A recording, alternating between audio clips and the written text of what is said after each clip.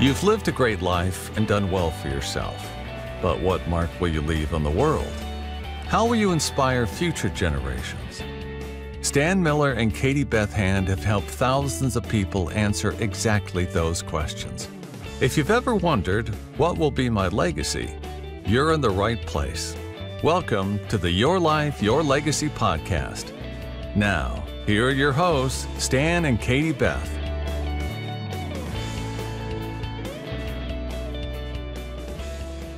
Welcome to the Your Life, Your Legacy podcast with your host, Katie Beth Hand. Well, technically your other normal co-host is also here, but we are shaking things up today because I'm interviewing Stan. So I would like to introduce today's guest, attorney, author, podcast host, entrepreneur, and philanthropist, Stan Miller. Stan, thanks for being on the show. Katie Beth, thank you so much. Okay, so let's just dive right in. You recently got back from a trip, not a vacation, a trip to the Ukraine. So if you will, take a few minutes and tell our listeners the backstory about how you got connected to the group that eventually evolved into you making a journey to a war zone. Yeah, it was definitely not a vacation. It was a 35-hour nonstop drive through Eastern Europe to get into Kyiv. So it was interesting. I wasn't looking for this opportunity, but I subscribed to a service that I read, and one day I'm reading the service, and it's an investment advisory service, and I'm reading what this guy publishes, and like halfway through the article, it stops, and there's a picture of him and some young Ukrainian soldiers and some trucks. And he says in the article, have you contributed to our Ukrainian convoy yet? And I don't know what happened. It was just in that moment. There was something about that just grabbed me. And when I read about what he was doing, I thought, I could do that. This is something I could really do. I could really help and make a difference here. So I reached out to him, sent him a message, and I said, can we talk? And he finally connected. And on the call, I said, I'll buy a truck if you'll let me drive it. Because I thought, if I'm going to contribute to this, I'd like to actually have the direct experience of handing the keys to this truck myself to the Ukrainian soldiers that are going to use it to take it into battle. And they said, okay, we'll do that. And so that's what happened. So it took a while to get the date set, but we finally got it worked out. The convoy was scheduled and did leave actually on the 8th of February from Tallinn, Estonia. All the guys that organized this are all they all really work in a co-working space in Tallinn, Estonia. They're all young entrepreneurs. I think the guy that's really the organizer is about 50 years old, and he's an entrepreneur that's founded some successful companies. But most of the guys who are involved in this are just young guys that have startups. Most of the guys actually were I think most of them were certainly less than 30 years old, and a lot more physiologically equipped to drive a 35-hour nonstop drive than me. But it was really something. So we raised money. I contributed some. I called my friends and business partners and got some contributions. And on my end, I was responsible for buying 4.5 trucks. We had 11 trucks altogether. And these are not new trucks, by the way. No, you don't get the wrong idea here. These are trucks that are 6, 7, 8 years old. And some of the money that we raised actually went to refurbish them because we didn't want to hand off, a piece of junk to a soldier that he would take into combat zone. And so we raised the money for that. We also bought a bunch of Goodyear spare tires and a bunch of blankets. My truck was filled up with blankets. We had a bunch of medical supplies and, some other things too, all things that soldiers on the front line could use. But that's how it happened. It was just me reading one day and making a phone call, and one thing led to another. And I said, can I drive? And they said yes. And I said, fine, I'm in. So, for our listeners that may not have heard about this project yet, this is a group, like Stan said, of Estonian guys who raise funds and then create a convoy of these retrofitted vehicles that they drive straight to the soldiers and deliver them to the soldiers in Ukraine to be used on the front lines. And so, I think one of the really incredible parts about this is that Stan actually got to be part of that convoy and drive it in. And tell us a little bit more about the guys you were with. So, you're saying they're just a bunch of young entrepreneurs. Are they soldiers? Are they extremely wealthy? Are they politically involved? Who are these guys? Not soldiers. Best I could tell, they weren't politically involved. I think, in the conversations I had with them, there were several guys from Finland and from Estonia. It's pretty personal to them because the sense they have is that if the Russians are able to pull this off and actually invade and take over Ukraine, there's a very real sense on their part that they're next in line. And so for them, it was in many respects a kind of an act of self-defense for them, because they feel like if the Russians are successful, they'll invade Estonia and Finland, and they'll be next. And so they're pretty passionate about this. Yes, But not, you've said but no, but to answer your question, no, they're not yeah. rich. They have some of these guys are in varying degrees of startups. They're not. I mean, they weren't in poverty, but they're just regular guys that all share cubicles at a co-working space. And this whole thing really kind of bubbled up out of their interaction at the coffee pot. That's incredible. So you've said before that support for Ukraine shouldn't be considered a political issue. Why is that? I don't think, if you look at American politics, there's still, even with the polarity that exists in America, there's still there's still common ground that we have. I really believe, and I think the polling data supports this. I really believe that Americans, because of our history and our revolution back in 1776, and we know where we came from, there is a real passion in this country for empowering people to live their best lives. And to live your best life, you need to be free. You don't need to be under the thumb of a dictator and have your life managed and controlled by that. And so when you really look at what's happening in Ukraine now, these are people that are fighting for the most basic, most fundamental right to live and the right to be free and to work and raise their families the way they choose, and to not be controlled by some outside oligarch that dictates their life and subjects them to what amounts to slavery and hauls their kids off for retraining, in some other foreign country. And I just think that for all the political disagreements that we have among Americans, boy, I hope we can agree on that. I hope that we can agree that the right to live as a free people is still a value that matters to us. And I believe it does. Absolutely. Absolutely. So, talk to us a little bit about what were the conditions like when you were there? You said your truck was loaded down with blankets. It's cold. It's in the middle of winter. Talk to us a little bit about what your experience was with these guys and meeting the soldiers and the convoy itself. So it was a 2-day trip. We left on a Wednesday morning, like way before dawn, before 6 o'clock, and we arrived the next afternoon about 5 o'clock in the afternoon. We were about 35 hours in. We went to hotel, took a nap, had a little celebratory dinner because we made the whole trip without any accidents. Everybody arrived. We were all in one piece.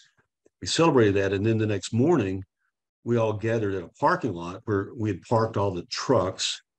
And so the guys that organized this had arranged to have these different Ukrainian units come in from the Eastern Front, over where the war is really being fought now, and have them come in really one by one, about one every hour or so, and we would just take each unit in turn and chat with them, and then hand them the keys, and we'd hug each other, and then they'd load up the trucks with some of the spare tires and some of the blankets and some of the medical supplies, and then they would hightail it out to the Eastern Front. All these trucks left that parking lot, and by that night they were within 2 miles of the Russian front. 6-7 hour drive back there. So the whole process of just handing out the keys took about 4 or 5 hours. Because we had like the number of units. We had 11 trucks altogether, and so we had different units that would come in and take their truck and load up supplies, and we'd chat with them. And it was really quite an incredible experience to see the gratitude, because these are guys that that up until this moment had been navigating around the front on foot in the middle of winter. And I can tell you that in winter in Ukraine, it's real winter. It's really cold, and to be able to have to function as a soldier and do it on foot, is a challenge. And so for us to hand the keys off to a 7-year-old Toyota or Mitsubishi or Volkswagen or whatever was a life-changing thing, and you saw it.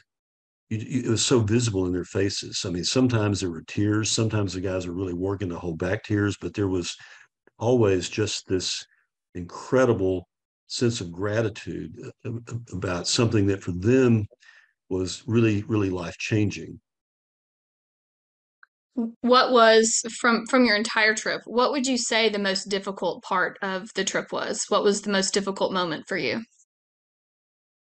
Yeah, so the most difficult moment was actually after we had handed the keys out, after we'd given all the trucks away, and the guys had left with the trucks, and they were all gone. We had the opportunity to take a van out to a couple of the northern suburbs of Kyiv. As you may remember, if you paid attention to the news, about maybe a year or so ago, in March of 2022, whenever the invasion first started, the Russians came in to Kyiv and actually took over a portion of Kyiv. They took over a suburb called Hostomel and Bucha, and so we took a van ride out as a group to just see that part of Kyiv. Of course, at this point, the Ukrainian soldiers had come in, and they had ejected the Russians. They attacked, and the Russians retreated.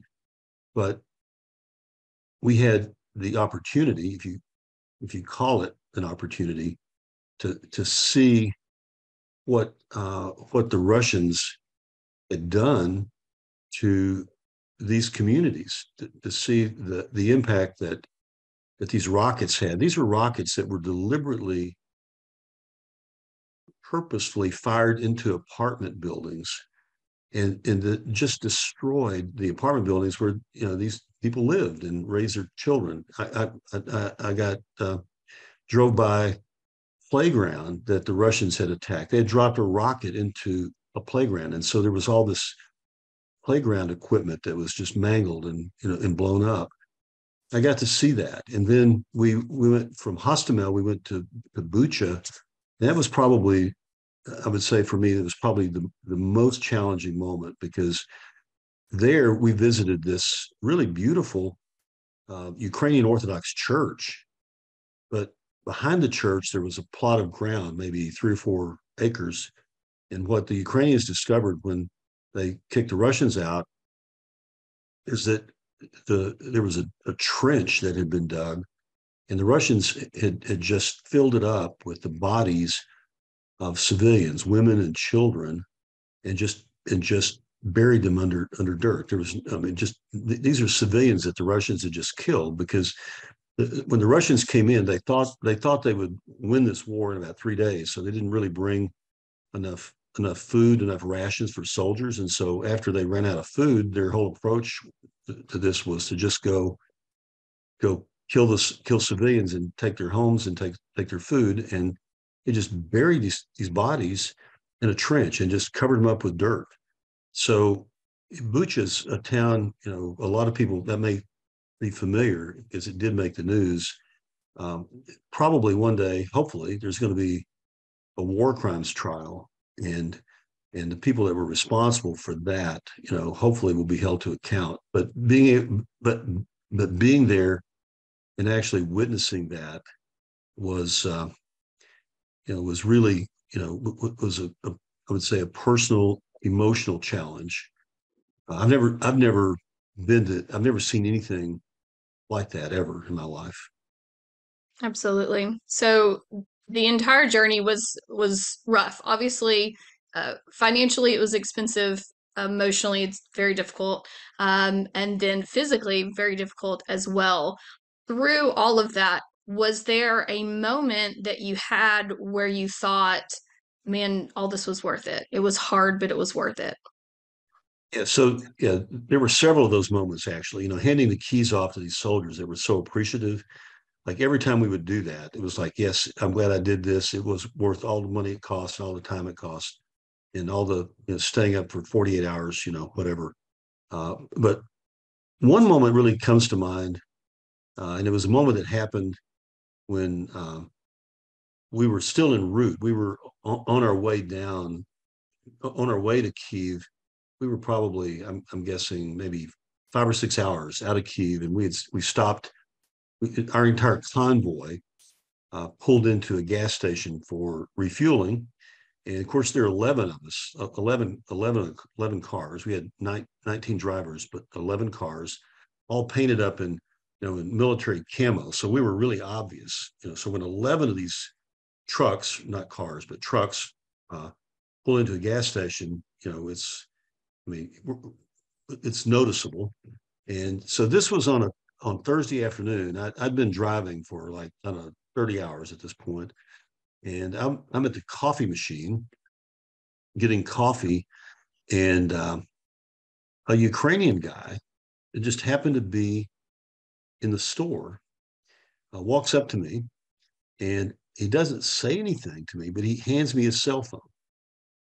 And of course, I've been up for 30 hours, and I needed that coffee, and so, but he hands me his cell phone, and I'm a bit befuddled. I'm not quite sure what's going on here. And he starts pointing to it. And I look and I realize that he had the Google Translate app, and he had written some words in the Ukrainian language, but he's pointing at the English words at the bottom. So this app translates the Ukrainian into English. And so I looked at it, and when I finally connected with it, I read it, and what it said in English was, "Thank you so much for what you're doing." And and then I looked up at him, and he was just standing there looking at me with tears in his eyes. And you know, and I got that. I mean, at that moment, I'll tell you, the whole trip was worth it. But other guys on the trip, we all got, we all had stories like that of expressions of gratitude, just spontaneous gratitude from the Ukrainian people, because they are so united in their effort to win this, and to see foreigners, Americans who are coming there, investing in it, buying a vehicle, driving the vehicle, to help out. I mean, there was just this humbling sense of gratitude, and for me, that one moment made the whole thing worth it. Absolutely. So, with all that's going on in the world and in the United States, sometimes, even though there is a war in Ukraine, it tends to get pushed back in the news cycle. But if you could tell everybody in the US one thing that you learned from your trip, what would that be? We can't let them lose this. Yeah. There's a real recognition on the part of the Ukrainians.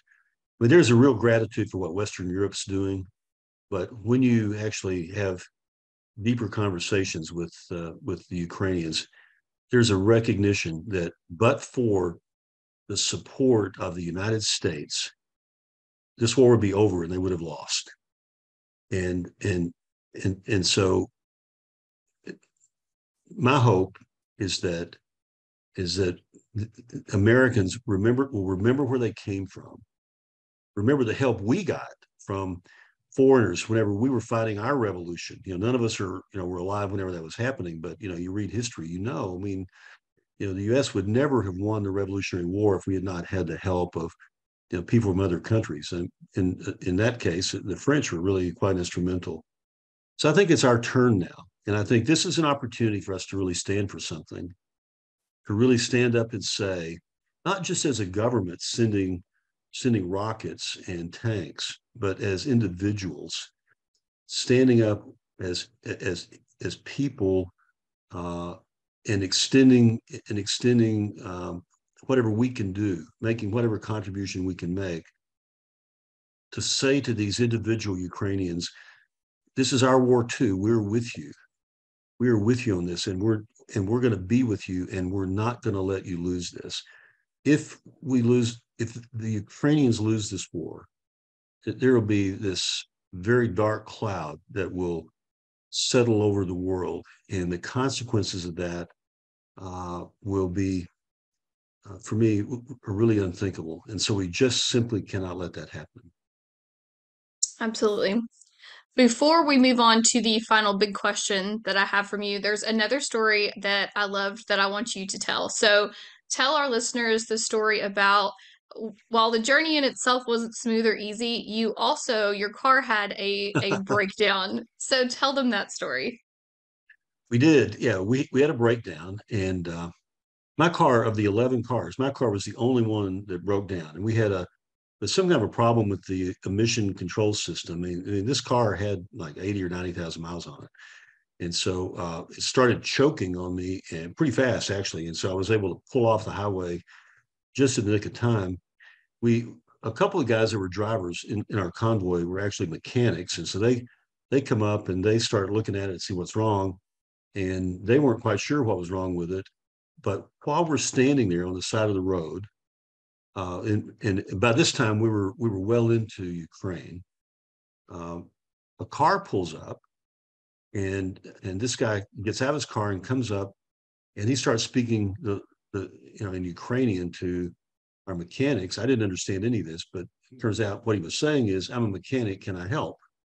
And so they spend all kinds of time like under the hood and under the car trying to figure out what's wrong. And this guy finally says to them, "I think I know what's wrong, but I need to go back to my shop and build a part." So he left in his car, and then in like 30 minutes comes back, has a part that he had made, I guess, just fabricated in his shop, and he installs it, and we turn the car on and it works. So he fixed it. It worked. I mean, this guy fixed the car. And so at that point, we're feeling like, okay, we got to pay this guy, right? So we all get out our wallets, and start handing this guy money, and he got angry. He got angry and was like, "No, this is not, you're not paying me for this. This is, I'm helping you guys." So we got that. I mean, that was the spirit of the people that we spent time with. Yeah. It was, all the guys on the trip, we all have our stories. I love it. That was one of my favorites. So two final questions. One is, what was your family's reaction when you told them that you felt called to go to the middle of a war zone and drive a bunch of trucks in a convoy? So my wife and my son were not particularly thrilled about it, and I think that would be a real understatement. I had several phone calls. I mean, they were telling me how really dangerous it is. And by the way, it. I'm not going to say it wasn't dangerous, because I mean, certainly if you look at the State Department, do not travel list, Ukraine is on that list. I mean, the State Department says don't go there. And I will tell you also that while I was there, actually in the parking lot handing out keys to Ukrainian soldiers, we heard a siren go off, and I learned that what that siren indicated was that there was actually a Russian rocket headed to Kyiv, right? And I look at a Ukrainian soldier that's standing like 4 feet away from me, and I guess I had this panic look in my eye, and he looked at me and kind of waved at me, kind of like with this wave that said, "No, don't worry about it." And so what I found out is, I mean, this happens several times a day, and it's been happening for months. And so they have a pretty good system. They have a pretty good early warning system. They identify like when a rocket's coming in, the sirens go off, and everybody knows. They have thanks to the U.S., they have a missile system that's able to shoot down most of these rockets. So that it's rare that one gets through. I mean, they do get through occasionally, but then, I'm thinking I'm only here for a couple of days, and this is a city of 3 or 4 million people. It's pretty big. It's spread out. So I'm thinking, what are the odds that a rocket's going to land on me? And that, the odds of that are pretty remote, right? So not zero.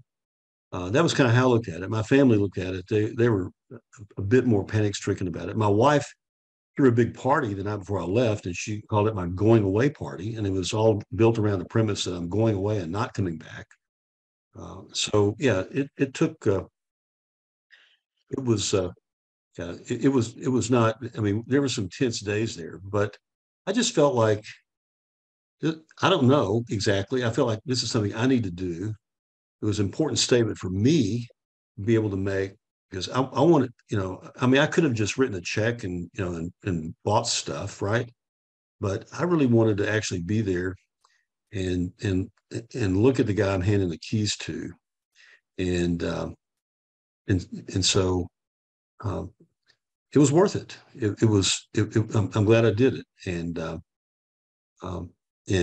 I feel like I made a difference.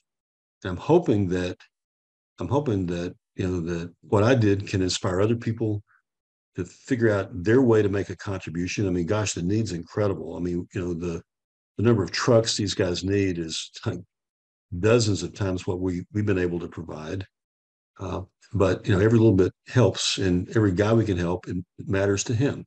And so it was worth it. And after I came home and I was not killed or captured, I think my family forgave me. Well, good. It's very good news. So, final question for you. Through the work that you do as an estate planner, as an author, as a podcast host, as a business owner, and now through the work that you have done on your trip and are still continuing to do in Ukraine, what is it you hope your legacy will be? Yeah, it's a big question. I think for myself, I think maybe for all of us,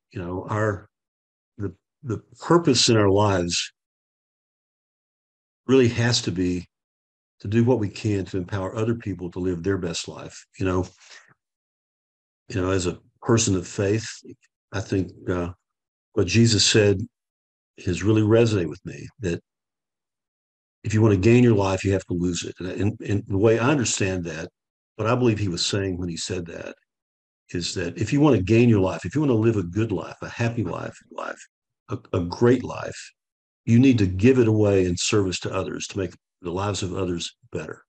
And I think the challenge for all of us in the profession that we choose and the work that we do, when we can begin to see that the work that we do, whatever it is contributing in a way that is empowering other people to live their best life, then we can have the assurance that we're going to live our best life. And so I would hope that my legacy is to be a coach, a mentor, hopefully at times an inspiration to other people, so that we can help other people live their best lives.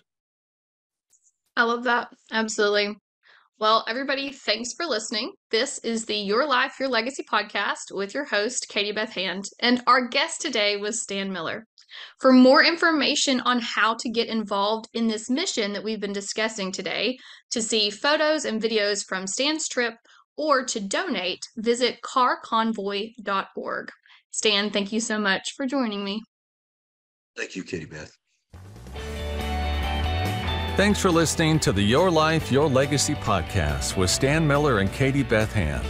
If you enjoyed the show, please rate, review, and subscribe on Apple Podcasts, Spotify, or wherever you get your podcasts. To find out more about Stan and Katie Beth, go to pinnaclelegacylaw.com. You can also find links in the show notes.